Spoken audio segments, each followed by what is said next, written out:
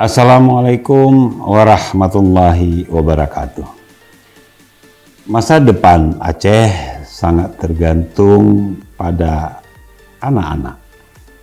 Jadilah generasi emas anak-anakku, generasi emas Aceh yang berkualitas untuk memastikan Aceh yang hebat dan bermartabat.